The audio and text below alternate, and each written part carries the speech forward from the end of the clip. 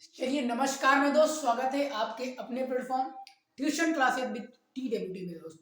मेरा नाम उमेश त्रिवेदी और मैं आप सब लोगों का आज बायोलॉजी की क्लास में हार्दिक हार्दिक स्वागत करता हूं। मैं दोस्त कल तक मैं दोस्त मैं कल संडे था, क्लास नहीं ले पाए। सैटरडे को मैं दोस्त मैं पढ़ाया था कि दांत कितने प्रकार के होते हैं और आज वहीं से मैं स्टार्ट करूंगा। उससे पहले मैं दोस्त कुछ सुनाना चाहेंगे। मैं दोस्त कहते हैं कि असफलता एक चुनौती है, उसे स्वीकार करो, क्या कमी रह गई देखो और सुधार करो। बाई चांस अगर कोई दिक्कत आ जाती है तो हम लोग हार मान जाते हैं। हार नहीं मानना है। अगर आपको असफलता मिल रही है तो उसको चुनौती की तरह स्वीकार करो और क्या कमी रह गई देखो और सुधार करो। और जब तक न सफल हो नींद चैन को त्यागो तुम। जब तक सफल ना हो पाओ तब तक नींद चैन को साइड रख दो। संघर्ष का मैदान छोड़कर मत भागो तुम। कुछ किए बिना इस दुनिया में जय जयकार नहीं होती और कोशिश करने वालों में कभी भी हार नहीं होती मेरे दोस्त। तो चलिए स्टार्ट करते हैं मेरे दोस्त। एक बार फिर अगर चैनल पे नए हो तो प्लीज चैनल को सब्सक्राइब कर दीजिए मेरे दोस्त। एक बार फिर अगर चैनल पे नए हो तो प्लीज चैनल को सब्सक्राइब कर दे मेरे दोस्त। बाकी चलिए स्टार्ट करते हैं आज की ये क्लास में दोस्त। दांत कितने प्रकार के होते हैं मेरे दोस्त? तो बात करते हैं दांत कितने प्रकार के होते हैं मेरे दोस्त। तो दांत 4 प्रकार के होते हैं। दांत 4 प्रकार के होते हैं। पहला जो दांत का प्रकार है वो कर्तनक या इंसाइजर दांत होता है। दूसरा है बेधक या फिर कैनाइलर दांत। तीसरा है प्री मोलर और चौथा है मेरे दोस्त मोलर प्रकार। मोलर प्रकार है एक दांत का मेरे दोस्त। तो ये 4 प्रकार के मेरे दोस्त दांत होते हैं और चारों प्रकार के दांत जो है वो क्या काम करते हैं ये मैं आगे आपको बताऊंगा। फिलहाल दांत 4 प्रकार के होते हैं, इतना आपका पॉइंट नोट करना है। कभी भी क्वेश्चन अगर आ सकता है कि दांत कितने प्रकार के होते हैं तो दांत 4 प्रकार के होते हैं। एक क्वेश्चन ये भी बन सकता है कि निम्नलिखित में से कौन सा दांत का प्रकार नहीं है। तो कर्तनक, बेधक, प्रीमोलर और मोलर, इन 4 में से अगर कोई नहीं है तो वो ऑप्शन कर देंगे कि ये वाला नहीं है। अगला देखते हैं दोस्तों।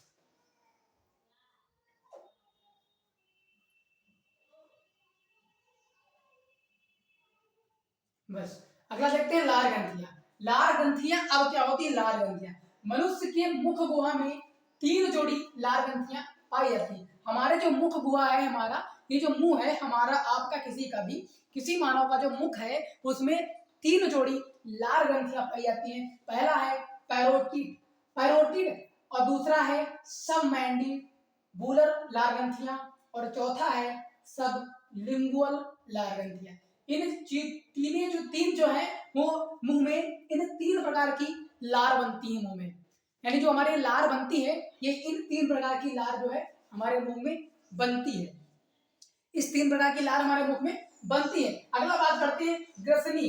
ग्रसनी जो है वो मुंह गुहा का पिछला भाग ग्रसनी कहलाता है। इसमें 2 छिद्र होते हैं। ग्रसनी जो है मेरे दोस्त, जैसे ये मुख की बात कर रहे हैं, मुख में जो ग्रसनी होती है ये इसके 2 भाग होते हैं। मुंह में जो ग्रसनी है इसके कौन से भाग होते हैं? इसके 2 भाग होते हैं। कौन कौन से 2 भाग होते हैं आइए देखते हैं कौन से 2 भाग होते हैं। ऊपर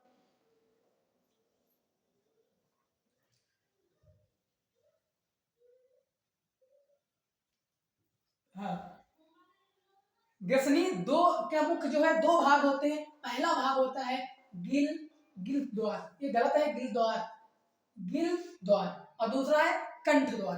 अच्छा, गिल द्वार यानी निगल द्वार जो बोलते हैं, जिसको निगला जाता है, कोई चीज खाने में जो निगल जाए उसको हम निल निल निगल द्वार और दूसरा हो जाएगा कंठ द्वार में दोस्त। अच्छा, जैसे बात करते हैं, जैसे ये हमारा क्या है, ये हमारा मुख है। तो ये मुख में दो होंगे। एक कंठ सबसे पीछे का होगा उसको हम कंठ द्वार बोलेंगे। यहाँ पे ये कंठ है और इसके बाद एक निगल द्वार होता है। अच्छा, यहाँ पे एक जो है ये मतलब ग्रसनी हुई। ग्रसनी के बाद जो आहार नली से जुड़ी होती है वो 2 जुड़ी होंगी, एक गिल्स दूसरा कंठ। गिल्स और कंठ इन दोनों का काम क्या होता है? काम ये होता है मेरे दोस्त, कंठ द्वार के आगे एक पट्टी जैसी रचना होती है। कंठ द्वार के आगे ये जबान है, ये जबान का जो पीछे वाला भाग है यहाँ पे ऐसी पट्टी बनी होगी। इसी पट्टी जैसी रचना होती है जो एपिग्लोटिक्स कहलाता है।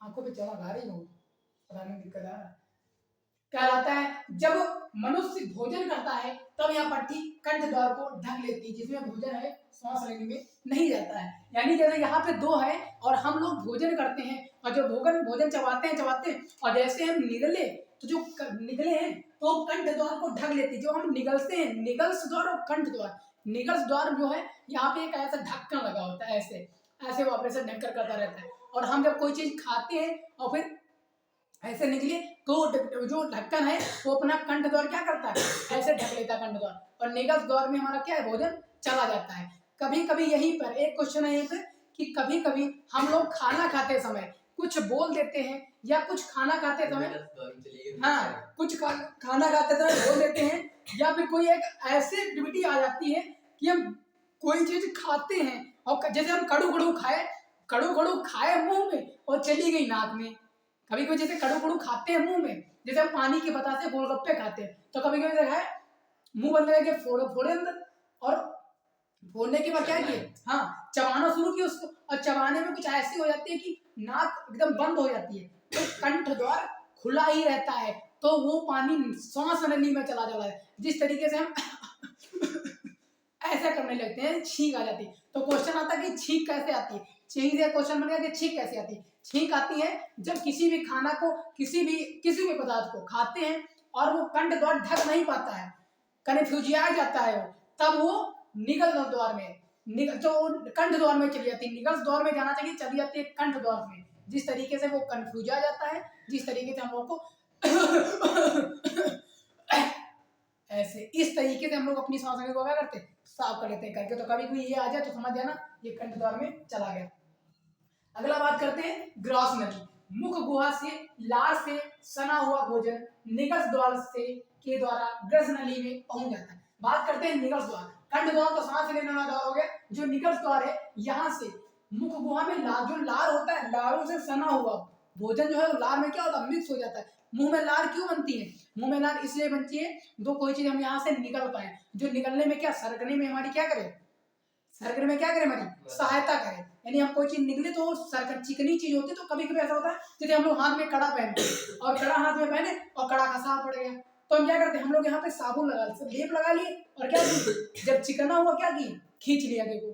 तो उसी तरीके से जब ये चिकना होता है तो क्या करता है, नीचे को सरकता रहता है, तो ग्रास नली में पहुंच जाता है। फिर अगला है भोजन के पहुंचते ही ग्रास नली की दीवार में तरंग की तरह संकुचन और शिथिलन शुरू हो जाता है, जिसे क्रमांकुचन कहते हैं। अच्छा क्या होता है सब, जब भोजन पहुंचता है कहाँ, ग्रास नली में, तो ग्रास नली जो है वो कंपन करने लगती है, जैसे स्प्रिंग की तरह। कंपन इसलिए करती है ग्रास नली क्योंकि वो क्या करती है, अच्छा कोई ऐसा तो नहीं जैसे पाइप में हम कोई चीज, जैसे पाइप में कूड़ा पड़ा है यहाँ पे, और आप यहाँ से, और दोनों तरफ क्या है, दोनों तरफ छिद्र है पाइप के, तो आप बीच का जब कूड़ा निकालेंगे पाइप से तो क्या करेंगे, यहाँ से कोई ना कोई चीज डालेंगे अंदर को ऐसे सिरकाने के लिए, तो अंदर को ऐसे सिरका पाएंगे। अच्छा इसके अंदर ग्रास नली में कोई ऐसे तो है नहीं जो ऊपर से हम ऐसे डंडा डालें नीचे खसको ऐसे तो कर नहीं पाएंगे, तो वो क्या करता है, वो क्रमांकुचन ऐसा करता है, ऐसे से, यानी संकुचन या शिथिलन कैसे आ गए, शिथिलन और खिसकना ऐसे ऐसे, तो जो जैसे ऐसे ऐसे करता है तो क्या करता है, वो ऐसे ऐसे क्रमांकुचन ऐसे करेगा और संकुचन होगा, तो वो शिथिलन भोजन ऐसे से क्या होगा, ग्रास नली में ऐसे खसकता हुआ चला जाएगा। इस तरीके से वो क्रमांकुचन कहलाता है। अगला देखो,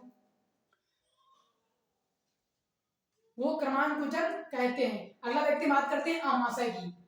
अगला आमाशय की बात करते हैं, आमाशय की बात करते हैं। अब बात करते हैं आमाशय। यह एक चौड़ी थैली जैसी रचना होती है, कौन, आमाशय। आमाशय की चौड़ी थैली जैसी रचना होती है जो उदार गुहा से, उदार गुहा मतलब समझ पा रहे हो, जो उदार गुहा से समझ पा रहे हो,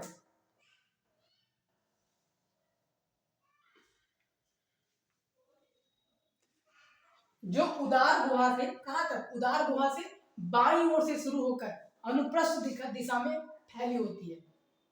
यह एक थैली जैसी संरचना होती है, कौन, आमाशय। अच्छा आमाशय जो है, आमाशय में ही खाना क्या होता है, जैसे यहाँ से नली से निकला और नली से जाने के बाद फिर आमाशय तक खाना पहुंचता है। आमाशय में खाना होता है फिल्टर। आमाशय में क्या, आमाशय खाना को क्या करता है, पीसता है खाना को, और खाना को पीसने के बाद वहीं से अच्छा जो पदार्थ होता है उसको रख लेता है, जिसका स्टार्च, लवण, खनिज, ऊर्जा जो हमको चलने में शक्ति प्रदान करती है, और जो अवशिष्ट पदार्थ होते हैं जो कोई तरीके से हम लोग गलत उसको खा लेते हैं उसको अमाशय ही निकाल के एक कप में फेंक देता है। तो चलो